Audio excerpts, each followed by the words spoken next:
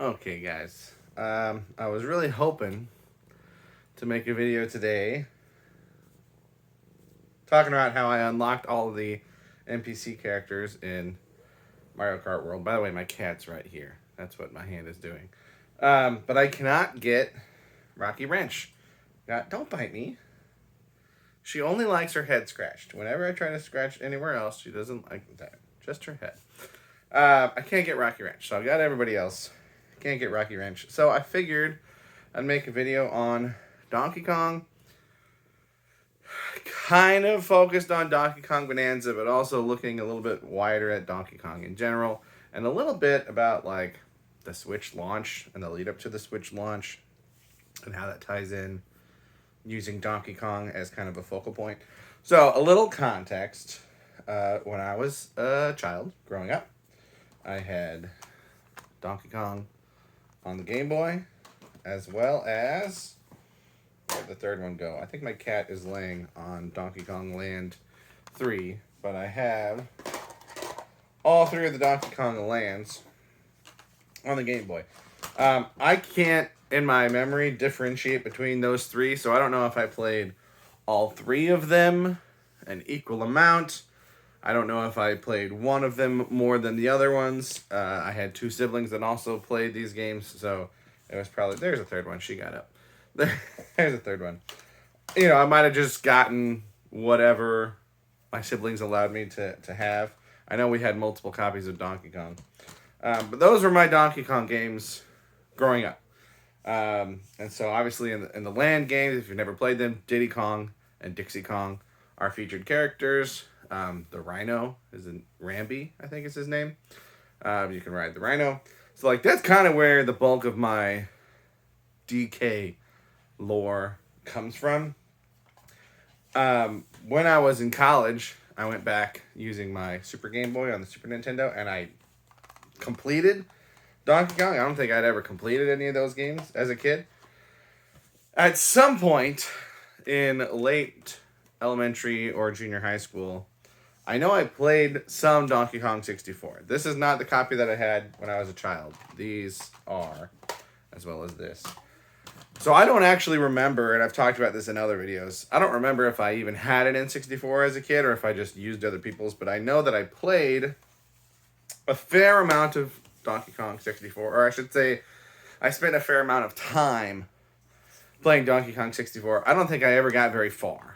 I remember always being confused at what I was supposed to do in that game and where I was supposed to go next. And you know, this was before I could just look up stuff online.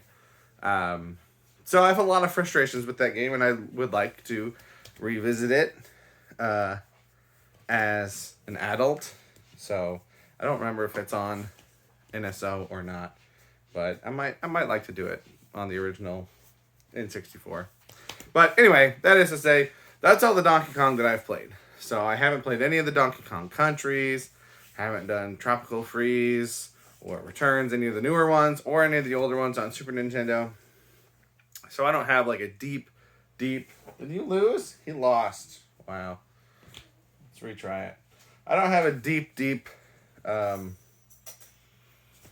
understanding of Donkey Kong or anything like that, but he's been a familiar character to me for all of my life.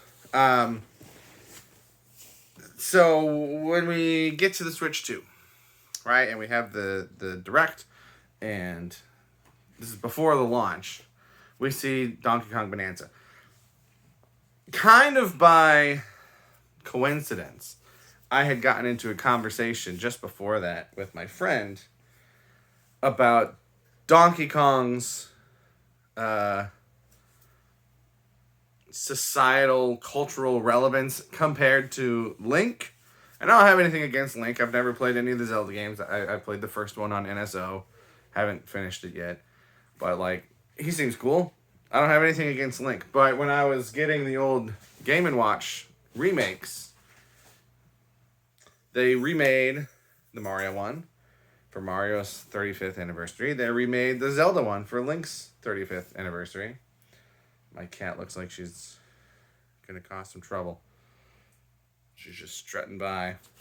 But DK, the Donkey Kong game is older than Super Mario Brothers or The Legend of Zelda, and I believe the original Game & Watch game for Donkey Kong is older than the Mario or the... So I was like, why didn't Donkey Kong get a re-release of his game? And my friend said, because he's not as popular, come on, as Mario and Zelda. And I think I brought up Kirby, who also had one, or maybe who didn't have one back in the day, but like recently had the 35th anniversary. And maybe another character or two, but... He told me that DK wasn't as popular, and I was like, well, sure, DK is not as popular as Mario, but DK is way more popular than Link. I'm like, there's no way. And my friend disputed me. And, you know, that's the kind of thing it's really hard to get factual information on. So we both work at a school, so we tried... talking to some of the students about it, but he got to them before I did, and they all decided it would be funny if they just all pretended like they had never heard of Donkey Kong and didn't know who he was. So he skewed the results, and then I tried making a video on here, not using their names, just asking people to comment if they knew who they were, and instead of doing what I asked, people just made up new names for them, which is fine. So it's hard to gauge. My cat is just making all kinds of noise. It's hard to gauge cultural awareness of something in comparison to something else. But I still think that in terms of just knowing who the character is, more people know who Donkey Kong is than Link. But game sales, Zelda has sold much better than Donkey Kong games. So like I grant you that. So maybe they just didn't think a DK one would sell. But I'm like, you're talking nostalgic and trying to get older people to remember things from their childhood. I don't know. I would like it if they re-released a DK Game & Watch. But point of that is that this conversation was going in the lead up to the Switch 2 Direct. So when they showed the DK Bananza at the end of that Direct, I was all like, oh man, look, no one knows who Donkey Kong is, right? Well, now we got a new guy.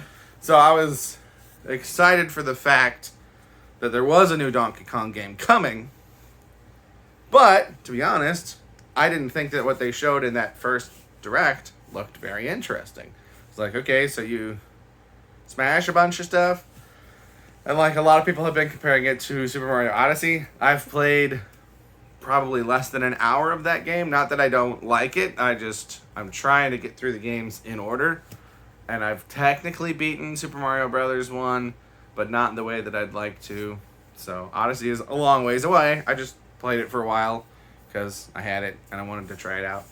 But I don't really have that frame of reference to help me understand what this game is.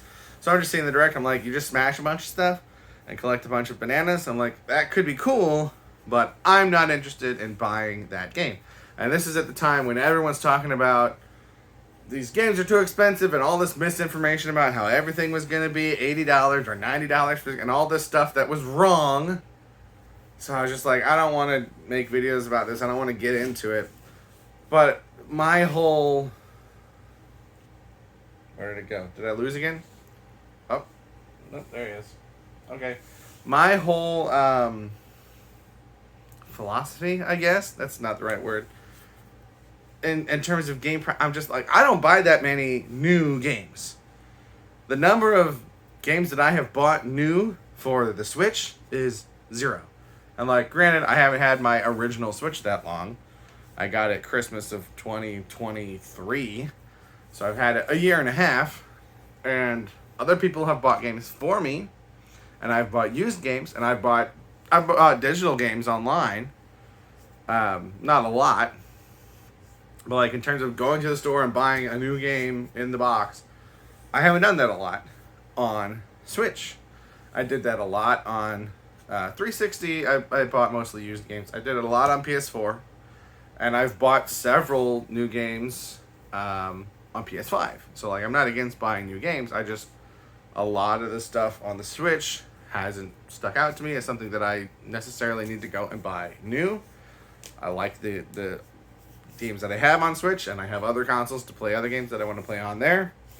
So when people were complaining about the game prices, I'm just like, how many games do you buy a year that... Oh, did he just lose again? How many games do you buy a year that $10 or even $20 more a game is this, like, deal breaker for you, right? Like, I get it's more expensive. Fine. But so many people got so upset about it. I'm like, do you buy, like, every single game brand new? Go to a used game store. Go online. Like, buy things used. They still work just fine. So that was kind of my big confusion about it. And with Mario Kart specifically, I was just like, I know, based on the fact that I still play my Super Mario Kart from the Super Nintendo now, and based on how much in the last year and a half that I've played Mario Kart 8 Deluxe, excuse me, I missed a lot of the Mario Karts in between. I've since gone back and bought them, but I didn't play them growing up. Like, I know, based on how much I've played those games, that I'm going to get $80 worth of entertainment out of Mario Kart World. And I know some people are like, well, you can't justify game prices based on how much money you spend. Maybe not always, but to me, I'm like, if I'm not going out and buying other things and paying to go to events because I'm using that time playing something I already... Like, to me, there's some value there. There's a relationship there. That to me, the game is worth the money because I know I will get my money's worth out of it. So I was excited for Mario Kart World. Not excited for Donkey Kong Bonanza. And it was weird that Mario Kart World is the game that everyone was complaining about because it was $80. And I'm like, okay, but Donkey Kong is $70. To me, that game seemed like there's a lot less going on. And it's the normal price of $70, the new normal price of $70. And I'm just like, that, to me, is the one that I don't understand why anyone would pay $70 for that game. So, I kind of had mixed feelings. I was like, I'm glad there's a DK game coming out. I'm glad DK is going to get more cultural awareness. But I personally am not excited to play this DK game. And it's one of those things that, like, eventually I'll get it because I'm collecting all of the DK games. But I still got a long ways to go, so it's not like it was something that I wanted to buy right away. I'm like, I'll wait till I find it used for a good price. It's so weird that she's just out of frame, but I swear she's here. And then they announced the Direct, the Donkey Kong Bonanza Direct, just for that game. You coming up? Nope, going away. And I texted my friend. I was like, I really hope that they show me something that makes me excited for this game, because this is another thing that boggles my mind. I like to like things. All of these people getting so mad about everything. It's just like, let people enjoy stuff. And I used to make a lot of videos, especially about movies, where I would critique the movie, and I stopped doing it because I'm like, I don't like being angry all the time. I don't like telling people that they shouldn't enjoy, like, so I stopped doing that. And I was like, I like to like things. So I wanted to like this new Donkey Kong game. So the Direct starts, and they get that music right away, right? Now, I'm a musician. I'm a music teacher. And I've talked before in regards to Baldur's Gate 3 that I love that music, even though it's a small gameplay element, there's a gameplay element using music in that game. As opposed to, there are games like Assassin's Creed games where you can collect, you can get instruments, but you can't do anything with them. Oh, my cat found a fly to go chase. So, and I haven't played Ocarina of Time. I have it. I own it. Haven't played it. But when the music started, I didn't know at the time that, that was going to be a gameplay element, but, like, that set the tone for the Direct. And I was like, okay, what's going on here? And, like, just the simple fact that there's a story. Because I know that seems simple, but, like, that was not evident in the part of the Switch 2 Direct, that there was an actual story that was going on. It looked like you just went around smashing stuff and collecting bananas. I almost said bonanzas. Collecting bananas. So, like, there's a story. Music is obviously a significant part of the game. So I was getting excited. And the more they showed, the more excited I got. And, like, seeing that music has a gameplay element, and then even further seeing that, you can co-op and play as Pauline using musical abilities. I'm like, all right, I'm in. I'm in on this game. But honestly, even like that alone probably would have been enough to make me want to play it. But even without that, the story mode and the world that they show also made me more interested, because initially, again in the Switch 2 Direct, it just seemed like, not that this is how they showed it, but in my brain, it just seemed like this endless smash obstacle, right? That you find all this stuff in, but you gotta smash your way through everything. And I was just like, that doesn't seem interesting to me. And something about the way they presented it in this Direct, and showing the different layers and showing the whole map, I'm like, the map that they show for the one layer, it doesn't seem all that big. And I don't mean that in a negative way, as in, this game is too small. I mean that in a positive way, as in, it doesn't feel quite as overwhelming as it felt before. And again, I'm not saying that they showed it differently before, just the way that I processed it when I saw it. Again, when I thought that all there was to do was smash and find stuff. So now seeing it in the new context with the story mode and the goal of trying to get to the core, and the fact that there's our actual antagonists and the companionship with Pauline, I was just like, okay, this actually looks like something that I am going to be excited to play. So I don't know necessarily that it's going to be a day one for me. Probably just because it's the summer and I'm not working. So I have time to play games. I have such a big backlog of games that I wanted to finish. Baldur's Gate 3 I haven't finished. We Happy Few I haven't finished. Assassin's Creed Shadows I haven't finished. So many games and like, again, Super Mario Brothers, the first one I haven't finished the way that I want to. The Legend of Zelda, the first one I haven't finished. Like, there's so many games that I wanted to finish, and then so many games that I wanted to play that I haven't even started yet. Spider-Man 2 on PS5. I got this, like, what's it called? Skull and Bones, a pirate-looking game. I read that it got bad reviews, but it looked interesting. Why does this thing keep... I've done the thing that people have done, where you just let it go on itself and it wins. But that was with Toad. Maybe it doesn't work with DK. I don't know.